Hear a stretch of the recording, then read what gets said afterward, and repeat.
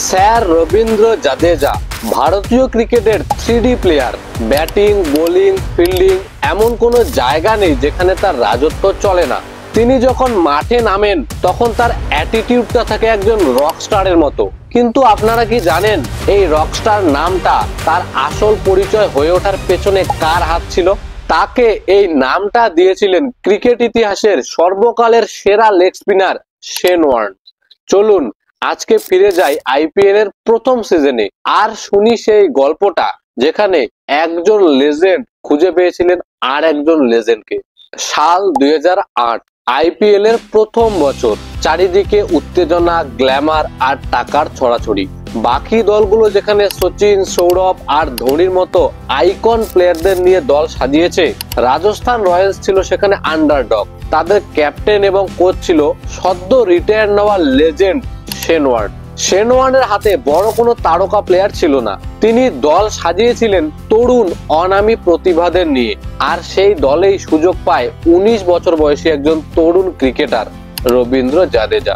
সদ্যই তিনি আন্ডার-19 বিশ্বকাপ জিতে এসেছিলেন, কিন্তু সিনিয়র ক্রিকেটে তখনও তার কোনো নামডাক ছিল না। নেটে আর প্র্যাকটিস ম্যাচেই ওয়ার্নের চোখ আটকে যায় সেই ছেলেটার উপরে। তার ব্যাটিং বা বোলিং তাকে ততটা আকর্ষণ করেনি যতটা করেছিল তার অ্যাটিটিউড আর ফিল্ডিং। তার মধ্যে ছিল অদ্ভুত রকম এক এনার্জি, প্রতিটা বল তাড়া করা, অবিশ্বাস্য ডাইভ দেওয়া আর চোখে মুখে ফুটে ওঠা আত্মবিশ্বাস। শেন ওয়ার্ন বুঝেছিলেন এই ছেলে লম্বা রেসের ঘোড়া।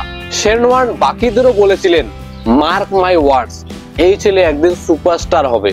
তিনি জাদেজার মধ্যে গতানুগতিক ক্রিকেটারের বাইরেও কিছু একটা দেখেছিলেন, একটা ভয় ডরহীন মানসিকতা, একটা শোম্যানশিপ। আর তাই ভালোবেসে তিনি জাদেজাকে নাম দিয়েছিলেন রকস্টার। তিনি বিশ্বাস করতেন জাদেজা শুধুমাত্র একজন ক্রিকেটার নয়, জাদেজা একজন পারফর্মার। তিনি শুধুমাত্র নাম দিয়েই থেমে থাকেননি, জাডেজার উপরে তিনি অনেক ভরসাও রেখেছিলেন। তাকে ফিনিশারের মতো একটা কঠিন দায়িত্ব দিয়েছিলেন। সেই সিজনে জাডেজা বড় কোনো স্কোর করতে পারেননি, কিন্তু চাপের মুখে অনেক ছোট ছোট গুরুত্বপূর্ণ ইনিংস খেলেছিলেন, যেগুলো রাজস্থানকে ম্যাচ জিতিয়েছিল। এবং শেষ পর্যন্ত সেই আন্ডারডগ টিমটাই আইপিএল জিতে তৈরি করেছিল এক ইতিহাস।